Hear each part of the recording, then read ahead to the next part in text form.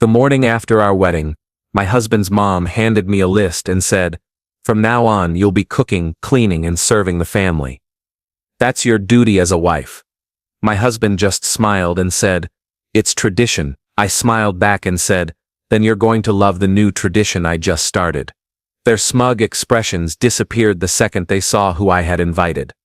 I married Ethan thinking we were equals, that we shared the same value, that in 2024, basic respect in a marriage wouldn't be something I'd have to fight for. I was wrong.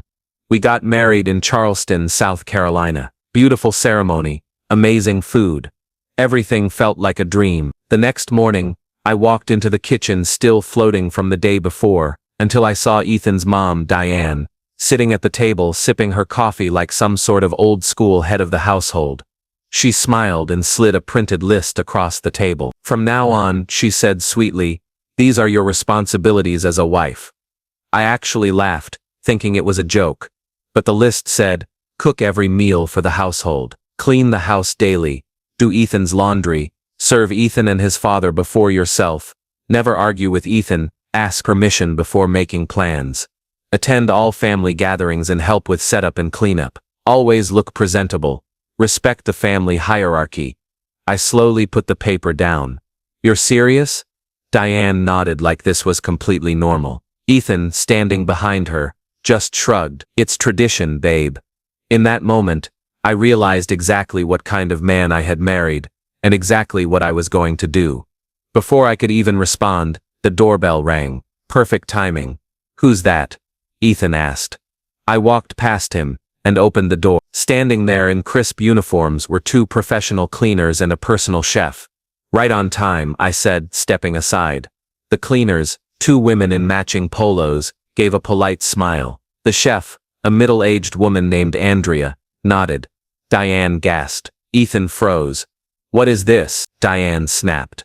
I turned around, still smiling. "Oh, don't worry, I've already started a new tradition. See, in my family, women aren't expected to serve. We work hard, and when we can, we pay for help that makes life easier. I have a full-time job and my own income, so I hired help." Diane opened and closed her mouth, speechless. "This is ridiculous. Why? You were fine with me doing all that work for free. You should be happy it's still getting done." Andrea, the chef, stepped into the kitchen and smiled warmly. "I'll start breakfast." Diane's face turned red. "This is not how things are done in this house." "Well, I live in this house now, and this is how I do things." Ethan grabbed my arm and pulled me into the hallway. "Are you trying to embarrass me?" he hissed. "Are you serious right now? You expected me to cook, clean, and serve you like some 1950s housewife, and I'm the one embarrassing you?" He ran a hand down his face. "This is just how it works with my parents. I'm not your mother, and this isn't the kind of marriage I signed up for. You're being dramatic." "No, Ethan, you're being sexist. If you wanted a maid, you should have married one." His jaw clenched. "I just wanted you to be part of the family." "Oh, I am. But on equal terms. If I'm joining your family, then you're joining mine," I told him. "In my family, men share the load. So either you get on board, or we can end this marriage today." His face dropped. The next few days were tense. Diane clearly hated the new arrangement. She tried everything, complaining, sulking, making snide comments about how women these days just don't want to put in the effort. She even tried to dismiss the staff behind my back. That was amusing. Andrea, the chef, called me sounding confused. "Your mother-in-law just told me our services are no longer required." I smiled. "Oh, did she? Lucky for you she's not the one paying you." Andrea laughed. "That's what I figured. Just wanted to double-check." When I confronted Diane, she waved it off. "I was just trying to restore some order." I folded my arms. "Your idea of order is me doing all the work. If you want things done your way, feel free to do them yourself." She glared. "You're lazy. You mean because I won't let you treat me like unpaid help?" She stomped off. Ethan barely spoke to me that week. He refused to eat anything Andrea cooked, which was honestly hilarious, because this woman was a 5-star chef. Finally, one night, he snapped. "I don't even know who you are anymore. You mean now that I won't sacrifice my life to please your mom?" He laughed bitterly. "Why did you even marry me? Because I thought you were different. Because I thought you saw me as an equal." He ran a hand through his hair. I just didn't think you'd try to change everything. And you thought I'd just go along with it. He didn't answer. That silence told me everything. Ethan became distant, and I gave him space. If he needed time to adjust to the fact that I wasn't going to be his personal maid, that was on him. I wasn't going to beg for basic respect. But the tension in the house was heavy. Diane looked like she was about to explode every time she saw the cleaners dusting, or Andrea setting the table. Then the real games began. One night Ethan walked in and muttered, "We're having dinner at my parents' house. They want to talk." I raised an eyebrow. "Talk about what?" He avoided my eyes. "Let me guess," I said, crossing my arm. "Your mom wants to stage an intervention, because I'm ruining her idea of tradition. It's just dinner." "Sure, just dinner." When I walked into his parents' house, I instantly knew I'd walked into a setup. The whole family was there. Parents, aunts, uncles, cousins, even his grandmother. Diane sat at the head of the table smiling like a villain from a drama. I sat down and prepared myself. She sighed dramatically. "Sweetheart, we just want to understand why you're so against our way of life." I looked her in the eye. "You mean, why I don't want to be treated like free labor?" A few people shifted uncomfortably. Ethan's uncle cleared his throat. "Marriage is about compromise." "Exactly," I said, "which is why I'm not doing everything alone. That is my compromise. Sharing things fairly." Diane scoffed. "Fairly? You mean hiring strangers instead of caring for your husband like a proper wife?" Even Ethan's grandmother chimed in. "A wife should make a house feel like a home. Our home is very comfortable," I said, "especially now that I'm not being treated like a housekeeper." Diane's face twitched. Ethan finally opened his mouth. "Mom, let's just..." She cut him off. "I'm worried about your marriage, honey. If she refuses to do her duty as a wife, how do you expect this to last?" Silence. I turned to Ethan. "Yeah, Ethan, how do you expect this to last?" He froze.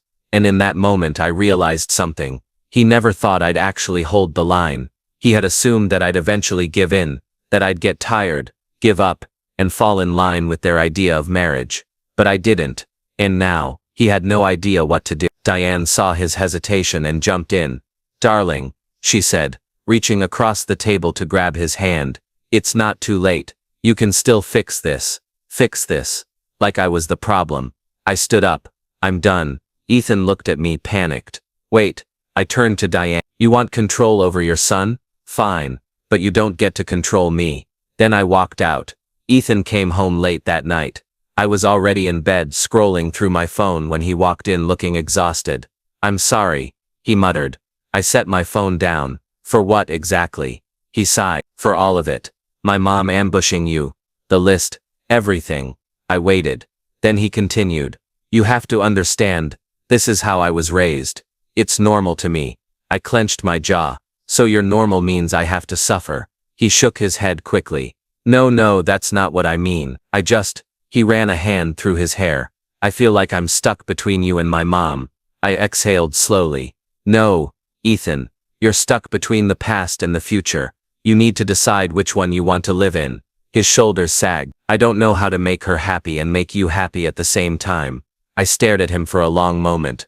"You don't," I said, "because one of us wants a partner. The other wants a servant. Pick one." He didn't answer. And that silence said everything. A few days later I got a fraud alert from my bank. I frowned and checked the notification. A $5,000 withdrawal attempt. I sat up straight.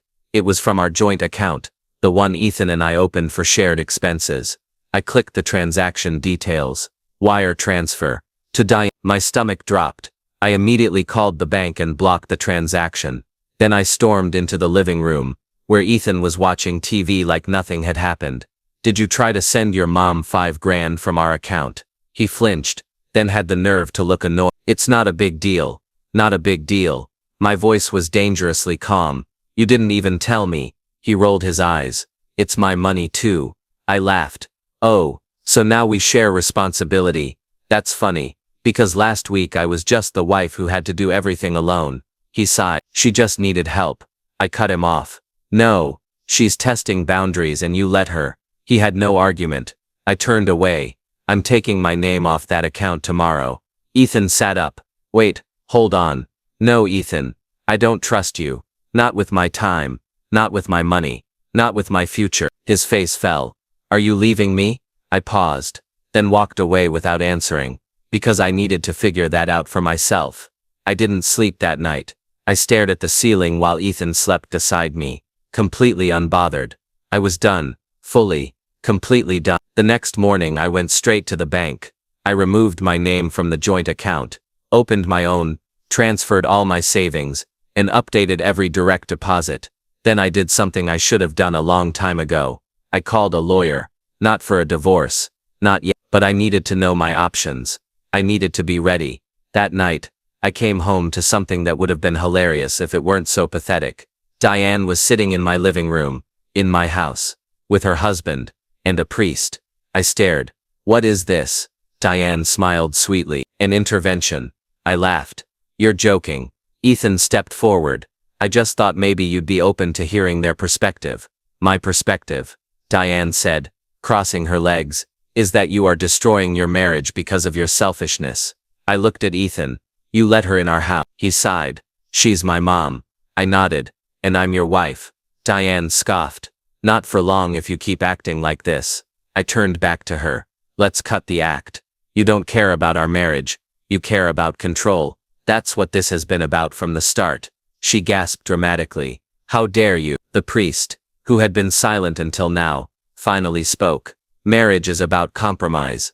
I held up a hand. No offense, Father, but my marriage is not a church sermon. The priest looked deeply uncomfortable. Diane's husband, silent up until now, finally sighed. Maybe we should go. Diane whipped her head toward him. We are not leaving until she agrees to fix her attitude. And that's when it happened. The moment that sealed everything. Ethan sighed loudly. Then in front of everyone, he looked at me and said, why can't you just make this easy? Like I was the one making things difficult. Like I was the problem. Like I was supposed to shrink myself down and become less just to make life easier for him. I felt something inside me snap. I didn't scream. I didn't cry. I simply said, I'm done. And then I walked out. I packed a bag. I didn't know where I was going. I just knew I had to leave. Ethan chased after me, panicked. Wait, where are you going? I threw my bag over my shoulder. Anywhere but here. He looked like he wanted to beg. You're really doing this? I turned to him. You chose your mom over me every single time you had a choice, Ethan, and you chose wrong. His face crumbled. I can fix this, he whispered. I shook my head. No, Ethan, you can't. And then I walked away. Diane called me the next. I almost ignored it. But then I thought, you know what? Let's hear it. I picked up. She sighed, like she was already exhausted with me. I really hoped you'd come to your senses. I didn't respond. She continued. Marriage is about sacrifice. You don't just walk away when things get hard. I took a deep breath. Sacrifice is mutual. I refused to be the only one making it. Silence. Then the real truth came out. You embarrassed my family, she said. There it was. Not concern for Ethan. Not concern for our marriage. Just her pride. I smiled. And I'd do it again. Then I hung up. The divorce was quick. Ethan fought it at first, but eventually even he realized there was nothing left to fight for. I moved out, started over, got my own place, hired my own staff, and built a life where I didn't have to justify my own existence. Diane, I heard, tried to set Ethan up with another traditional woman. It didn't work because deep down, he knew he had the real thing, and he let it go. If I learned anything from this, it's this. People will always try to tell you what marriage should be, what a wife should be. But here's the truth. A wife is not a servant. A husband is not a master. And tradition is nothing if it only benefits one side. I'm not bitter. I'm not angry. I'm just free. And that is a tradition worth keeping.